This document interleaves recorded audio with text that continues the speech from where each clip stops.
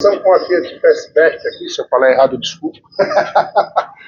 E 14 mil quilômetros, o cliente reclama. Ele tem um ouvido muito bom, ele consegue escutar o barulho, dá trabalho, pessoal.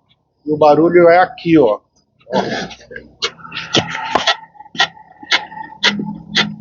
É na bucha de bandeja, tá? Ó. Tá fazendo.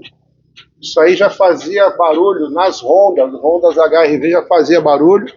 Eles colocaram umas proteções aqui de borracha. Ó. Ó. Então, o pessoal vai começar a escutar barulho desses carros com baixa quilometragem, ou meu amigo deu azar. Mas é isso aí, ok? Um abraço.